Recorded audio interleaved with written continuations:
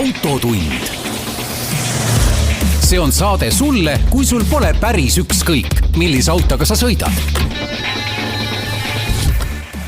Autotunni toob teieni Inbank. Inbank on nutikas valik väiksemate igapäevaostude või suuremate tulevikku vaatavate investeeringute jaoks. Enne finantsteenuse lepingu sõlmimist tutvu tingimustega ning vajadusel pea nõu. Tere kuulajad, Autotund eetris ja kavas täiesti traditsiooniline autotund, kus stuudios Tarmo Tähepõld, Martin Mets, Geenius uudisteportaalist. Räägime liiklusest. Mina olen sisse surunud ka päris autouudiseid. Ühtegi reisilugu seekord ei ole. Ja alustame nagu ikka tavapärase nädala sündmusega, meeldejääva hetkega. Ja see hetk meenus mulle just täna enne saadet, kui ma käisin korraks Mustamäel kodumasinat remonti viimas ja taas avastasin Mustamäel on seal tööstuspiirkonnatus kõik need Forelli tänav ja Laki ja seal on hästi palju selliseid töökodasid. Käisin sealt mõni nädal tagasi, nagu ma rääkisin, rehve ostmas ja siis sa satud sinna nendesse hoovidesse, mitte siis nagu inimeste koduhoovid, vaid erinevad need tööstushoonete suured siuksed hoovid ja tekkis kohe mõte, et ma ei tea, kas sina oskad öelda, kas sellistes kohtades pildistamine on lubatud või viisakas oleks alati küsida. Aga ma arvan küll, jah, et valdaja loal ikkagi tema eraomandit pildistada. Vist ei ole ilus.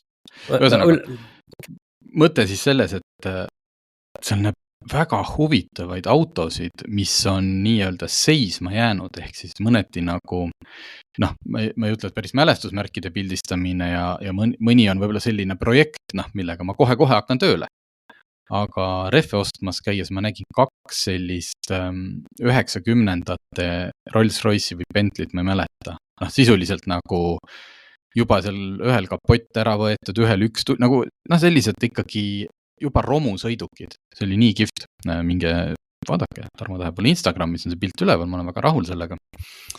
Ja sa näed, seal on neid nii palju jäetud, sest neid pisikesi töökodasid on seal palju, eks ju, kõigi on lihtsalt võib-olla oma sõbra auto lubanud, et kuule, tule hoia siin minu töökoja juures, et kui kunagi sellega midagi tegelema hakkad. Täna käisin seda kodumasinat remonti viimas ja aia ääres seisis põhimõtteliselt, peaaegu ma nägin juba, et see oleks selline autogeeniuse selline retroautode test. Tagaveoline sportauto Mazda MX-5, nelikveoline Audi TT ja esiveoline Ford Puma. Kõik sellised umbes sama ajast, esimese põlvkonna Audi TT, vist Mazda oli ka esimene põlvkond, siis oli seal veel 2 vana Mazda 323, millest üks oli 132 kilovatine sportversioon. Ehk et osad neist olid küll juba, sa näed, et siit vist enam midagi ei tule. Mõni teine oli, et võib-olla siin suvel, ma ei tea, lendas midagi mootoris natuke ja tuleb, aga lihtsalt see autode valik, mida sa sellistes, ja neid on ka Lasnamäel, mida sa näed, mis on jäänud niimoodi seisma. See on hästi mõnus. Autoinimesele, huvitav käia. Soovitan. Ma nüüd ei soovita teil minna võõrastesse aedadesse hulkuma, aga juhul, kui need on nii-öelda ligipääsetavad, et seal pakutakse mingeid teenuseid, sa võid sealt aias sisse sõita. Lisake lihtsalt vaadake lahtiste silmadega ringi. Võite näha ägedaid asju. Nii, alustasime positiivse noodiga. Kas sinul on põhjust jätkata positiivse noodiga? Ma ei teagi, sellepärast, et nüüd on paar kuud möödas sellest, kui Neste algatas selle kütusesõja ja nüüd mulle tundub, et me oleme jõudnud nagu sellisesse kohta, kus enam-vähem kõik need kütusehinnad hakkavad sinna samasse kohta tagasi jõudma, kus nad olid enne seda kütusesõda, aga selle erandiga, et hinnad ikkagi on erinevates tanklates natukene erinevad ja teinekord on isegi päris palju erinevad. Aga samas mulle tundub, et see trend on seal, et me oleme tagasi seal, kus me olime enne seda hinnasõda siis. Ja, seda ise me oleme siin püüdnud silma peal hoida, mitte nüüd päris niimoodi teaduslikul moel, et me saadame kõik oma toimetajad eri linna otstesse või lausa linnast välja, seisame korraga mingite tanklate juurde ja siis võrdleme hindu. Aga mina nägin pühapäeval, käisin maalt toomas küttepuid ja ma nägin selle jooksul siis Tallinnas kõige madalamat posti hinda, mis oli 1464, räägime siis bensiinist, Nestes. Samas oli kõrval teises tanklas 1499, see vist võis olla Alexela. Olerexil oli ühes tanklas 1519 ja kõige rajum oli see, kui see vaene inimene oled sattunud käravete Circle K-sse, niimoodi, et sul on paak tühi. Seal küsiti 95-st 1599. Ehk et sisuliselt on nüüd see hinnavahe, nüüd kõige madalam oli, peast ma ütlen siis 15 senti umbes. Umbes 15 senti. Ja ka linnas erinesid erinevate tanklate, mitte nüüd nii drastiliselt, et 15 senti, aga ikka 5 ja kuskil 7 senti, et nagu seda me ju kunagi varem pigem ei näinud. Me küll tahtsime ja kogu aeg küsisime, et kuidas see ikka võimalik on, et see konkurents nii tihe on, et sendi pealt hinnad samad, siis enam seda ei ole. Ja eriti linnast välja minnes oli aru saada, et 15 senti.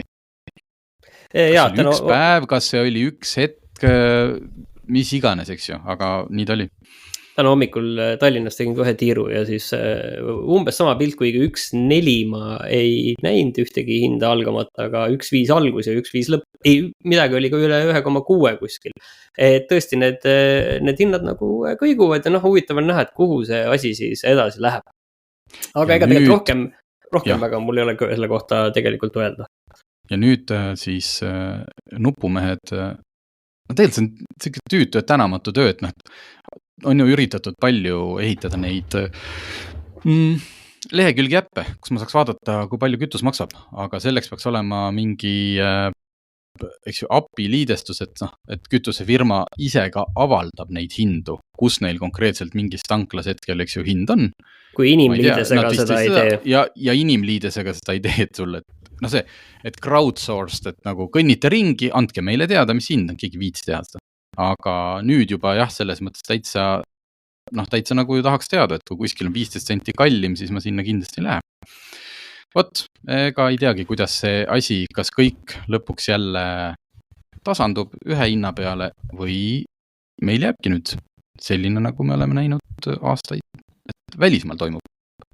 Nii, aga lähme nüüd siis ikkagi Tallinna elu juurde, et koalitsiooni läbirääkimised käivad Keskerakonna ja Isamaa vahel, aga praeguseks on avaldatud sellised eeltulemused sellest, et millistele kokkulepetele on jõutud liikuvuse ja linnaruumi koha pealt ning tuleb tõdeda, et valijad, kes on siis andnud üle poolte häältest nendele kahele erakonnale, saavad vist täpselt seda, mida nad tahtsid, mida neile lubati ja selles mõttes ma saan aru, et tegemist on siiski nüüd demokraatia tõelise pidupäevaga, sest kui me varem rääkisime, et lubatakse üht ja teist ja siis kokkuvõttes tuleb ikka kolmas, siis praegu see nii läinud ei ole, et Liivalaia trammi ei tule, keskmise kiiruse kaameraid ei tule. See on muidu huvitav asi, keskmise kiiruse kaameraid, sest vaata Järvevana teel on see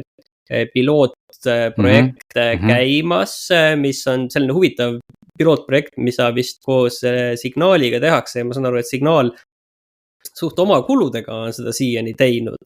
Et selle lootusega, et ühel hetkel siis ilmselt, kui ma olen sellest asjast õigesti aru saanud, ma ütlen siia vahele, et ühel hetkel siis võib-olla saaks seda päriselt rakendada ja siis juba tasu eest, siis ei ole plaanis parkimishindasid tõsta ja parkimisalasid laiendada, küll aga on plaan parkimiskohti juurde teha, mis on, seda on huvitav näha siis nagu päriselus ja siis kindlasti käis ka läbi, et autojuhte enam ei kiusata ja midagi veel ei tehta, et ühesõnaga siit, siis Pelguranna tramm ikkagi tuleb, aga siit kumab läbi nagu see, et hästi palju on asju, ta ei tule sinna, kuhu ta praegult pidi tulema. Jah, natukene teine koht, mitte Puhangu tänavale, vaid Kolde.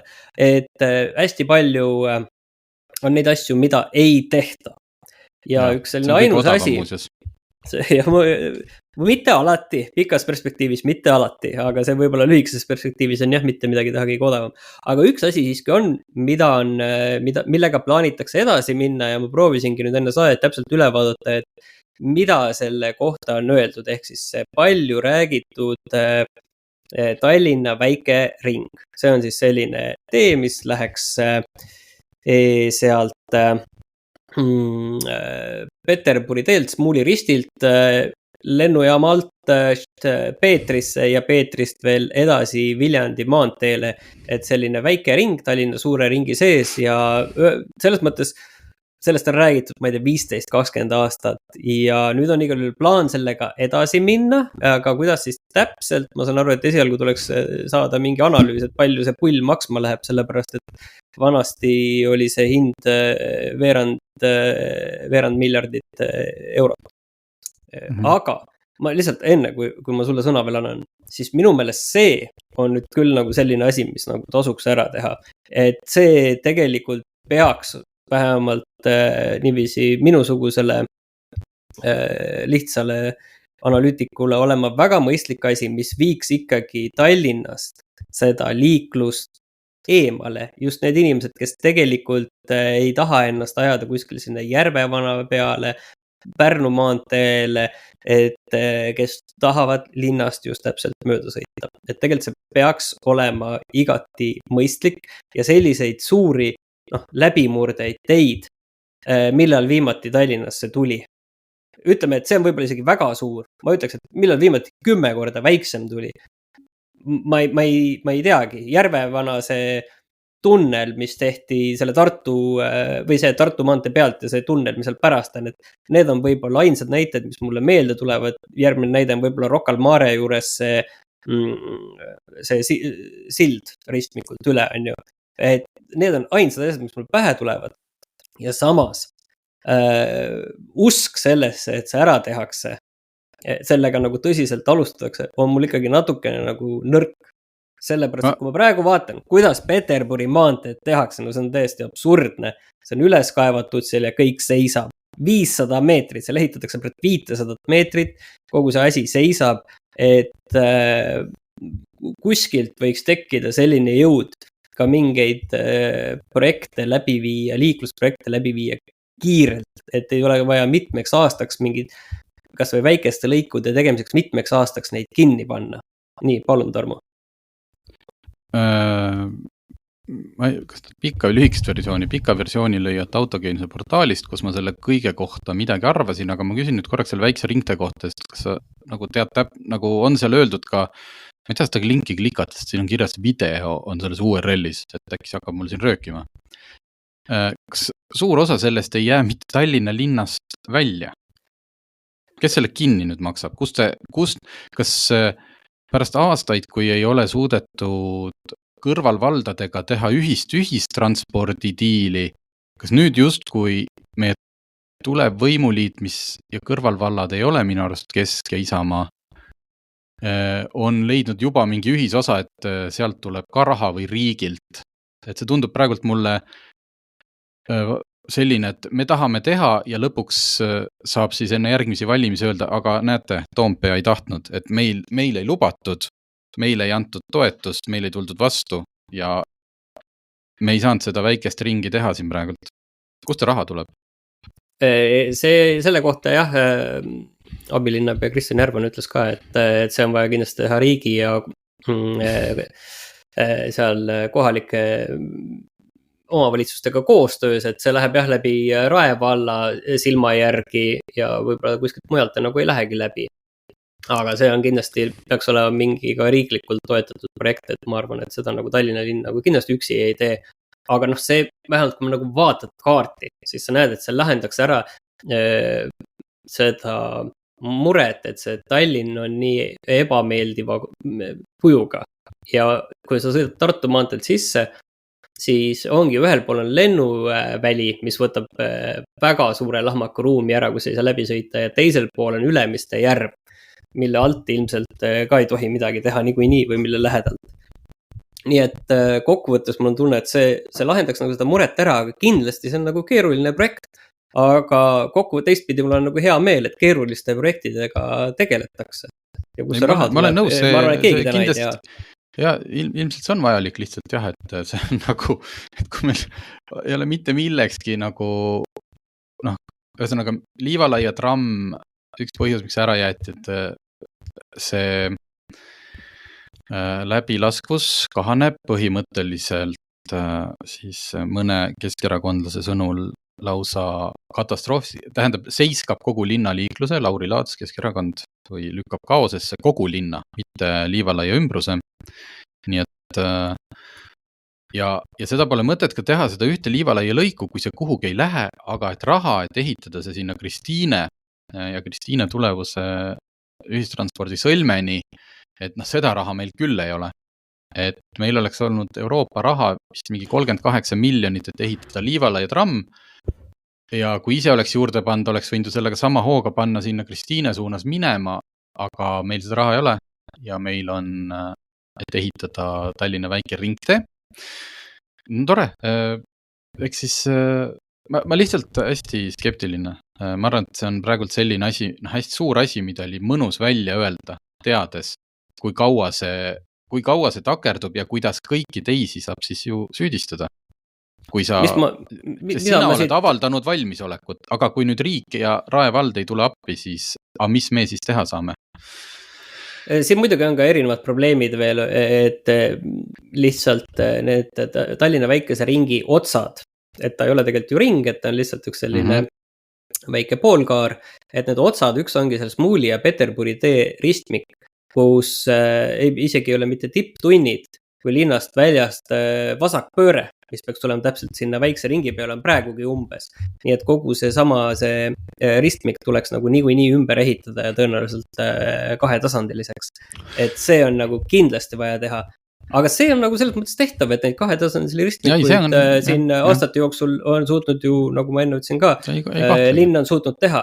Aga teine ots, mis on siis see Viljandi maanteel jõuab välja, see on isegi tundub natukene keerulisem sellepärast, et see Viljandi maantee on tegelikult ju üks väike ja aeglane ja mitte kõige paremas seisus olev tee, kus on praegugi nii umbes, et mõnes kohas ütleme niiviisi, et vasakpööret teinekord, kus just on tegema sealt ühelt väikselt tänavalt, kus ei ole foori vasakpööret, mis võibki teinekord päris keeruline olla. Et see on teistpidi suur mure, et see sama liiklus kõik, mis sa sinna Viljandi maanteele tood, et see tähendaks ikkagi ka sisuliselt Viljandi maantee mingit laadi ümber tegemist. Ja see isegi tundub mulle nagu kõige suurem probleem, aga see selleks, et küll siis tuleb need ka selle kõige asja raames välja mõelda. Aga muidu, kui nüüd vaadata seda asja, siis muudes asjades ütleme niiviisi, et erilist ambitsiooni kuskilt välja ei paista. Ei, ma siis teen lühiversiooni, et kui nüüd selline koalitsioon sünnib ja kestab, siis Tallinna liiklus, mis võiks minna ka natukene ja palju euroopalikumaks, mõistlikumaks, mitmekülgsemaks, on äärmisel juhul, kas tuleb 4 aastat paigalseisu või siis lausa stagnatsioon, kui nüüd hakatakse ära korjama ka näiteks neid kiiruspiirangumärke ja ma ei tea, Tehnika tänavalt, Liivalaialt. Et siin on võetud see autojuhtide kiusamise positsioon, ehk et just kui nagu räägitakse, et me peame mõtlema kõigile liiklejatele, kõik liiklejad on võrdsed ja keegi ei tohi kannatada ja siis teisalt nagu räägitakse autojuhtide kiusamisest, siis mul natukene ikkagi vist kaane maha, sellepärast et autojuhte ei, kuidas sa räägid autojuhte kiusamisest, kellel on kõik olemas, kõige mugavam ja kõige kiirem viis hetkel Tallinnas liigelda konkurentsitult on autoga. Et rääkida autojuhi kiusamisest olukorras, kus ühistranspordiga enamikud marsruudid võtavad sul palju kauem aega alternatiivsete vahenditega, nagu jalgrattas või kergliikur või midagi muud, on veel kehvem liigelda.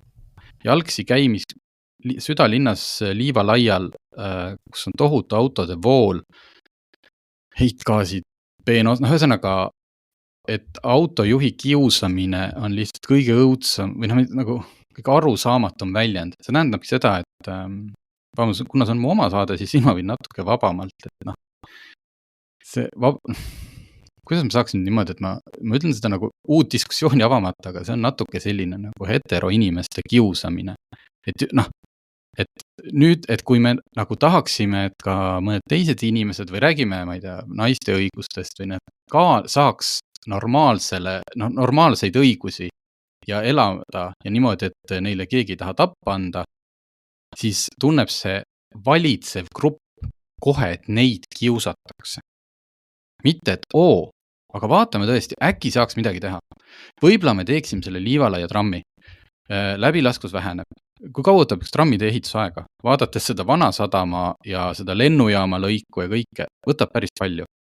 2-3 aastaga äkki meie spetsialistid ja mudeldajad suudavad välja mõelda nagu alternatiivseid liikumislahendusi. Lisaks, Liivalaia läheb rekonstrueerimisele minu teada igal juhul. On see plaan. Ühesõnaga sellel koalitsioonil. Lihtsalt nende plaan on võimalikult kogu seda ära kasutada sisuliselt nii-öelda autoliikluse jaoks. Ehk et 2-3 aastat, mis iganes võtab Liivalaia suuruse tänava rekonstrueerimine. Kõik see liiklus igal juhul peab kuskilt mujalt minema. Ja kui Lauri Laats ütleb, et kogu Tallinn kukub kaosesse, et kuidas, et palju õnne, siis paluks siis hakata kõigil juba varuma kanistritega bentsu omale autosse, sellepärast, et kui Liivalaia läheb töösse trammiga või ilma, on osad inimeste hinnangul saabumas kaos Tallinnas, siis ei olegi enam võimalik liigelda. Ehk et autojuhid ja siis ütleme siis palju, ma ei ütle kõik autojuhid, aga praegune linnavõim ei ole valmis tegema ühtegi rasket otsust. Sest nad teavad, et valimistel lähevad sellega hääled. Ja võib-olla nendelt, kes ei saanud pealt võimule, läkski selle liigse või kohati nagu, olidki rumalad otsused. Või mitte rumalad, vaid otsused, mis ei töötanud. Nad olid tehtud heas usus, räägime Paldiski maantee rattateest. Aga see tõesti, võib-olla oli liiga ennatlik, võib-olla natuke liiga vähe, aga see pöörati tagasi. Aga neil oli julgust midagi teha. Paneme sinna, teeme seda. Uus linnavalitsus ei tee mitte ühtegi liigutust, mis neil järgmistel, ehk siis Riigikogu valimistel, võiks hääli ära viia, sest et need autojuhid, kes see piinatud grupp autojuhte, võtame ühe tipptunni, kui sa oled bussis paljude teiste inimesed, sa seisad püsti, võib-olla on sul väga raske päev olnud, võib-olla sul peavad, võib-olla on külm, võib-olla palav, sa oled seda bussi oodanud, sellepärast et on ummik. Graafik on ammu lappes. Sa ootad 15 minutit seal külmas bussijaamas. Ja samal ajal istub su kõrval autos inimene, eks ju. Mina ka istun. See on soe. Sa kuulad oma muusikat. Sa tahad, paned jahedust, eks ju. Keegi ei ela sul seljas. Et kes, ütleme, selles võrdses, isegi kui need kiirused ja kõik on samad, tähendab, keda kiusatakse või kes on halvemas olukorras. Et ma võin siin jätkata, lihtsalt see edasine, mis nüüd Tallinnas tuleb, ükskõik mida sa sinna kirjutad, kuidas me edendame ühistransporti ja kõik peavad võrdsed olema, see kindlasti juhtub. Kindlasti tehakse mingi bussiliin, kindlasti värvitakse maha veel mõni rattarada, kindlasti tehakse veel midagi, kus saab linti läbi lõigata. Aga ei tehta mitte ühtegi asja, mis päriselt mõjuks ja kiiresti ja oleks näha, et meil on mingi suur areng. Sest siis see segab autojuhti. Ja ei tule ka peatänavat. Nii et palju õnne meile. Elame 90-ndate Tallinn ootab meid taas. Ma isegi tahtnud öelda 90-ndate, aga lihtsalt ma tahtsin nagu teistpidi vaadata, kus võib-olla isegi ei ole oluline, et kas millega keegi liigub või vaid Tallinna võib-olla selline mure on lihtsalt sellise linnaruumi koha pealt see, et meil on kesklinnas ilmselt on neid tänavaid veel, aga ongi 2 sellist suurt sellist Ida-Berliini tänavat, ärme ütle Minsk, ütleme Ida-Berliini tänavat, nagu see Narva maantee ja mitte terves pikkuses muidugi Narva maantee, pigem nagu mingid lõigud ja see Liivalaia ja ka kindlasti võib-olla isegi mitte päris terves pikkuses, aga võib-olla on ka terves pikkuses, mis ongi selline 70-ndate, 80-ndate Ida-Berliin, mida peaks võib-olla nagu linnaruumina mõtlema, et kuidas neid lihtsalt rohkem väärtustada. ja noh, kuidas täpselt, ega ei ole spetsialist, aga probleem see on nagu kindlasti. Okei, tõmbame sellele joone alla. Aga viimane sõna peab jääma minule. Okei, teeme nii. Sinu saade. Minu saade. Ei, meie saade. See on ikka meie saade. Ei, ma tahtsin lihtsalt seda, et kõige selle juures, mis ma siin pealt rääkisin. Ja ma rõhutasin, et täna käisin ka Vikerraadios rääkinud. Et see emotsioon, et alati, kui hakata rääkima sellest, kuidas autost on vaja vähendada, siis kuidagi see nii-öelda, ma ütlen siis vastaspool, et tahetakse autoliiklust ära keelata. Ja kuidas siis saavad vanurid ja pensionärid ja paljude lastega vanemad ja kõik, kellel on vaja liigelda, keegi ei keela autoliiklust ära. Teate, hommikul 6-10 isegi vanalinnas võite sõita ükskõik, kus te tahate. Vana Kalamaja tänaval ei ole autoliiklust ära keelatud. Lihtsalt, et me peaksime ehitama linnaruumi selliselt, et kõigepealt meil on autostumine, see reostab, see on tervisele kahjulik. Eemaldame liiklusest autod. Eemaldame siis kohe need, kes ei taha seal olla. Anname neile võimaluse seal mitte olla, kes lähevad vabatahtlikult, kes nagu, plaksutavad 2 kätt kokku, kui nad saaksid mitte seal ummikus istuda ja oma autot kogu aeg parandada ja siis vaatame edasi, võib-olla hakkab mõnele veel meeldima see, et oi, tegelikult saabki hästi. Et keegi ei räägi autoliikluse keelamisest ja need, kellel on vaja sõita, sõidavad edasi, sõidavad Kopenhaagenis, sõidavad Amsterdamis, Helsingis. Aga need, kellel ei ole tingimata autoga kes ei tahagi seda teha, nendel on väga halb praegult. Vaat nii, aga lähme edasi. Nii, sul on nüüd kasulikku tarbijanõud. Oota, ma võtan, see on keeruline programm, mida me kasutame. Ma vaatasin aega. Tarbijanõu, me ei hakka pikalt rääkima sellest, kuidas anda krokodillidega särtsu, kui keegi läheneb sulle talvel, sa juba tead, issand, ta tuleb tal need krokodill näpus ja ta hakkab sulle ja siis sa samas oled kuulnud neid jutte, et sinu auto võib katki minna, kui sa kellelegi särtsu annad ja ei tohi anda. Ja ausalt öeldes, ma arvan, et kui mul oleks, ma ei tea, mingine 2025 aasta S-klass, võib-olla ma isegi, ma ei tea, kui mul oleks nii S-klass, siis ma võiks selle hädalisele oma kuludega kutsuksin autoabi, et olla hea inimene. Võib-olla ma ei julgeks sellise autoga tõesti nende kroksidega jamada, aga kui te seda teete, kõigepealt tasub muidugi eelistada boosterit, mis on see käivitusabi, 100 eurot umbes maksab, ostke omal autos, see laeb, tõesti hea asi, ma olen nii palju kasutanud, see laeb sul ka telefoni ja laptopi kui vaja ja see paneb su autot. Minu oma pani käima, või see, mida mina kasutasin, mul oli vahepeal üks auto, millel ei olnud aku ja mul ei olnud ka võimalust uut autot või akut osta. Üks julgelt 15-16 korda sain ma selle ühe boosteri täiega oma autot käivitada. Palju sa pidid käivitama enda autot siis? Ei, see oli see, et ma iga päev käivitsin sellega, sellepärast, et see oli mul nii-öelda teine auto, mida väga tihti ei kasutanud, ma ei teadnud, mis selle auto saatus on, see oli see minu hall Alfa Romeo, eks ju, et kas ta tegelikult on teel Romulasse, et mul ei olnud, ma ei tahtnud talle nagu osta akut. Ma panin ta lihtsalt käima ja ta niimoodi toimis. Boosteriga käima, kapott kinni, issand jumal. See ei ole nõukaaja poiss, asju tuli teha. Ei, seda küll jah, aga ma mõtlesin, et miks sa uut akut ei ostnud. Ei, just, mul oli aku taskus lihtsalt, vaata. Sa pidid tegema, tegelikult sul on ju aku taskus, sa teed lihtsalt ühe tüütu liigutused, sa pead kapoti avama, selle külge panema, pead auto käima, olgu. Nii, booster. Ostke, kinkige oma isadele, kinkige sõpradele, kes pidevalt on oma akudega hädas, siis saavad nemad aidata teisi inimesi. Tasumata reklaam, sest ma ei nimeta ühtegi firmat. Aga kui see ei ole võimalik ja oled ise nende krokodillidega või tuleb keegi teine, ma tahaks, et mulle kogu aeg ma tahaks käe peal tätoveerida, sest ega alati läheb ju meelest ära, kuidas pidi see käis. Ja nüüd Margus Pipar tegi sellest loo põhjaliku, lugege Autogeenius, aga ma ütlen, ma ei eelda, et nüüd lähete tellijaks, sest ma ei ole nii kuri inimene ka. Ma ütlen selle kõige olulisem ära ja rohkem seda teemat ei puudutakski. Kõigepealt ühendatakse omavahel plussklemmid ja siis miinusklemmid. Seejärel tuleks paar minutit oodata, lasta tühjaks saanud akul veidi laadida ja siis abiandev auto välja suretada. Ja siis alles püüda seda teist. Ehk et nagu särtsu või ühesõnaga selle hädalise võtme keeramise ajaks tuleb see abistaja auto oleks hea seisma jätta. Süüda välja, ta võti ka välja.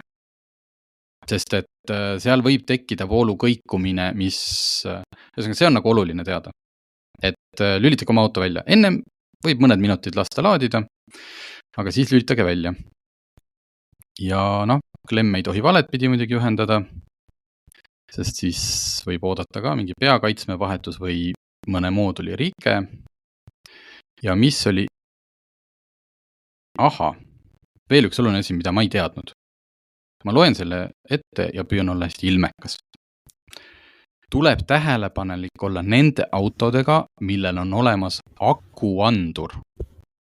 See on auto miinuskaabli küljes, on väike lisaseade, mis juhib laadimist, start-stop-süsteemi tööd, jälgib aku tervist. Ilmselt siis räägime siin uuematest autodest.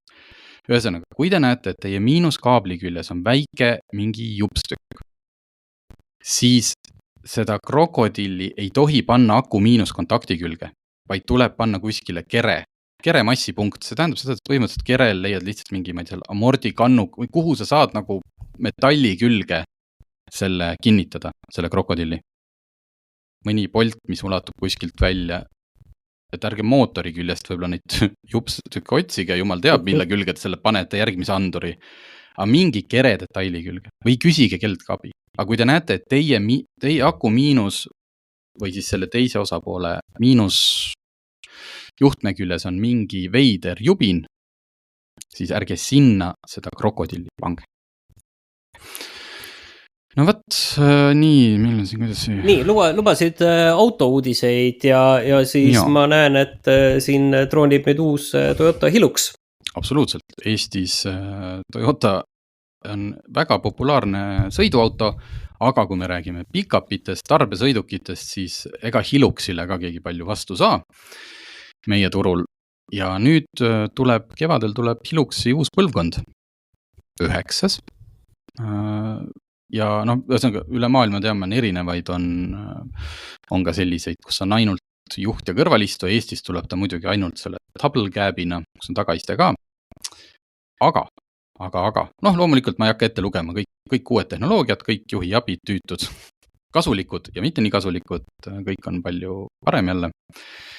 Aga Hilux tuleb elektrilisena.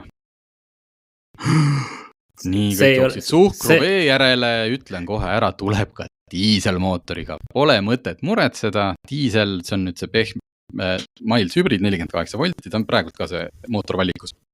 Diisel Hilux jääb, aga lisandub elektri Hilux. Ja see ei ole kõik. Jah, see ei ole kõik. Sellepärast, et lugedes seda pressiteadet, mis muidugi auto tutvustus algab ikkagi elektri Hiluxi tutvustusest. Selge. Zeitgeist ajastu on selline, et olgu, okei, ma olen tõesti selline, ma olen väga keskkonnateadlik inimene, mul on siin maakodu, ütleme täitsa, mul ei ole, ma mängin praegu, ma mängin rolli. Siin täitsa siin kuskil Rapla kandis ja või käin kuskil ATV-ga sõitmas ja miks mitte? Aga miks mitte elektriga? Võib-olla tõesti. Ei, sellepärast, et elektri Hiluxi ametlik sõiduulatus on 240 kilomeetrit. 240... Dacia Springil on ametlik sõiduulatus 220 kilomeetrit. Ehk ma saan aru, et see Toyota peab selle pressiteate välja saama, sest nii on otsustatud. Mis on selle elektri Hiluxi nagu mõte? Mina tean. Kas ma võin ennem teha mõned pakkumised ja vaatama, Ei, ma teen enda pakkumise ja ma arvan, et see on õige. See on selleks, et ajakirjanikud saaksid jälle minna tagasi 10 aasta tagusesse aega ja vaadata, kas selle elektriautoga saab sõita Tallinnast Tartusse. Väga hea, ma ise selle peal tulnud, aga ma arvan, et me peaksime selle testi kindlasti ära tegema ja talvel, kas elektri Hiluxiga saab talvel Tallinnast Tartusse. Just, ja siis lähme ja ei lähe Tartus mitte mingisse kiirlaadimisjaama, vaid läheme mõne sõbra juurde ja palume, kuule, kas sa saaksid anda otsiku ja laeme sõbra juures. Ühesõnaga, siin on, see 240 selline, et see mingi spetsiifiline, mul on tunne turg, mida Toyota teab, sest et ega nad päris nagu niimoodi ka ei arenda, et ega see CO2 ja elektriautoste müük nüüd päris see ei ole, et sul peab olema mudeli valikus, et sa teed mingi hästi lolli auto ja siis sa näitad seal mingi Euroopa Liidule, et näete, mul on elektrihiluks, et see nagu taandab ära kõik diiseliluksite pahad aurud. Et seal peab olema mingi point, siis mõtlen, kas mingid suured kaevandused, kas mingid hiideehitusobjektid, tõesti mõeldud linnas mingite ehitusfirmade jaoks, kelle päevane läbi, et ma saan aru, miks kaubikud tihti on selliste väikeste akudega. Et see on ka väga täpselt välja mõõdetud, eks ju, kui palju üks kuller või kaubik päevas sõidab, õhtul pannakse laadima, ei ole suurt akut vaja. Aga elektrihiluks, et töötad nagu metsavahina, aga sa sõidad autoga ainult metsa, aga seal enam ei sõida või see 240 tundub väga veider ja samas väga spetsiifiline valik.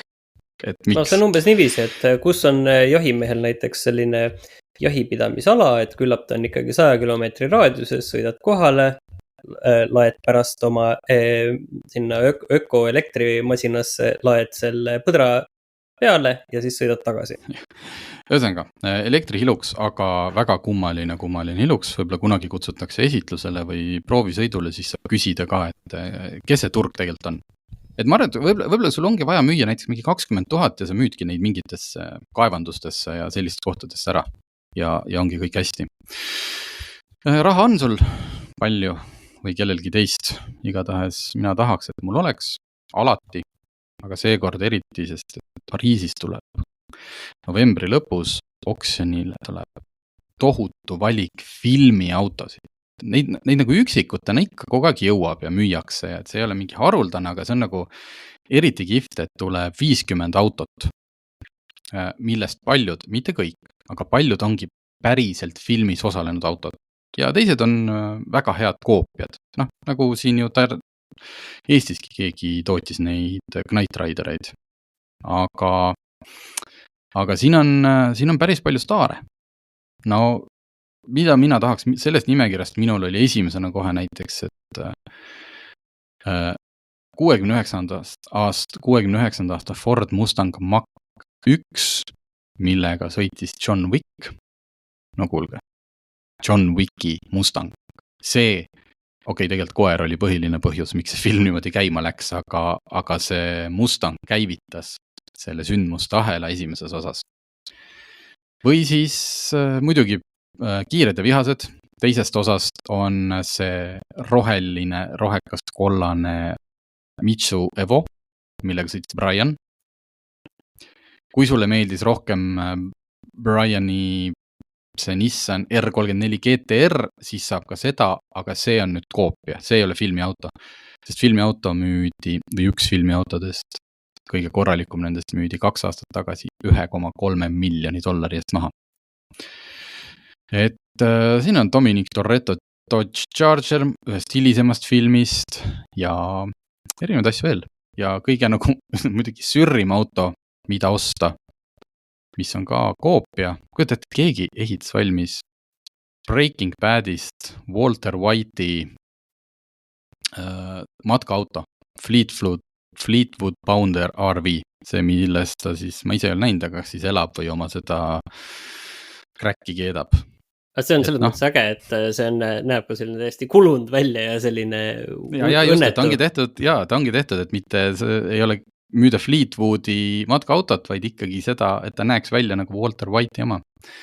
Siin on tegelikult ka see Tim Burtoni Batmani Batmobiil ja ilmselt tegemist on siin ka mingi replikaga sellepärast, et ma ei usu, et ka seal filmis oli päriselt võib-olla sõitev auto. Võib-olla oli ka, ma ei tea. Oli. Selles mõttes ta ei sõitnud lihtsalt selle, mis iganes reaktiivmootor tal ees oli, aga neid on sõitvaid ja neid toodetakse, ka firmad toodavad ja minu arust kas oli General Motors ju plaanib teha paarkümmend tükki seda nüüd siis selle Nolani filmist, seda Tumblerit. See, millel oli ees nagu 2 ratast ja taga 1 või vastupidi. No siuke hästi robustne, et neid hakkab isegi GM tootma hästi kalli hinna eest. Nii et filmiautod, vaadake Autogeeniuses on üleval, novembri lõpuni on teil aega raha koguda. Toimub, see oksjon hakkab 21. vist oli novembril. Jah, 21 algab, 28 lõpeb. Minge ostke filmiautosid ja siis lähme sõidame nendega. Ja lihtsalt, et autona ilmselt mitte nüüd eriti oluline, aga lihtsalt tahtsin selle ära märkida, et siin on see A-rühma buss ka, see GMC buss ka ja no sul on vaja sulanduda Los Angelese allilma ja siis sa paned sellised uhke punased riibu endale sinna peale, et see oleks ikka silma torkav ja äratuntav igat pidi. See ei käi nii! Muuseas, vaatame ajalukku. Autogeenius on käinud sõitmas muuseas nii selle Eestis Knight Rideri koopiaga kui ka üks A-rühma buss, üks entusiast ehitas, mis oli põhimõtteliselt seesama GMC Vandura. Ja selle kohta ma olen lugenud ka, et nad seda filmis pidid seda bussi kõvasti tuunima, sest hämmastavalt aeglane ja uimane auto. Nii et neid asju, mida see PA Paracus roolis tegi ja kuidas nad tulevad sealt niimoodi kurvist külg ees, ratas suitseb, siis ütleme stock või standardseades GMC Vandura seda kõike kindlasti ei teinud, aga välja nägi kihvt. Ja ma panin siia lõppu veel ühe oksjoni uudise, sellepärast, et mulle need meeldivad. Kui keegi nüüd mäletab, siis suvel Gordon Murray näitas siis oma nüüd selle T50 baasil ehitatud selle legendaarse McLaren F1 nii-öelda moodsat, et kui ma nüüd kuulsin ühest podcastist, mul oli see segaseks jäänud, sest seal, kui seda näidati, see oli vist selle Pebble Beachil, öeldi, et 5 autot. Kõigepealt oli one-off, siis selgus, et ikkagi 5 autot tehakse, telliti, seal on Gordon Murray'l on ka mingi special vehicles osakond. Nii, siis oli see, et need tellis üks inimene ja tükk hind umbes 15 miljonit, et ühesõnaga hästi palju kõlakaid, keegi kuulis midagi, keegi teist pidi olema mingi San Francisco Tech Pro. Ja nüüd ma kuulsin, et viimast infot, et tema nii-öelda tellis 3 ja 2 siis, või 3 nagu endale ja 2 müügiks või siis 2 tükki võib Gordon Murray maha müüa, mis iganes, pole tähtsust. 5 tükki neid tehti ja 1 läheb nüüd ka oksjonile, et juba. Ükskõik, kas see müüjaks on siis Tech Pro või Gordon Murray, vahet ei ole, Sotheby's müüb seda ja hästi veidir hiljuti müüdi üks moodne Ferrari, mis mudeli, ta ei olnud mingi ainu eksemplar, aga ta oli, natuke oli seal heategevusüritus, ühesõnaga moodne Ferrari, aga mitte midagi nii erilist müüdi 22 miljoni eest. See on nagu nii-öelda moodsate autode selline oksjoni hinna üks rekordeid, siis nüüd see Gordon Murray puhul, selle auto puhul ennustatakse, et see hind ületab kindlasti 20 miljoni euro piiri. Mis on täiesti aru saadab, sellepärast, et neid autosid on ehitatud 5, ilmselt 3 tükki hoiab see omanik endal, kogub paarkümmend aastat, võib-olla müüb siis 100 miljoniga maha.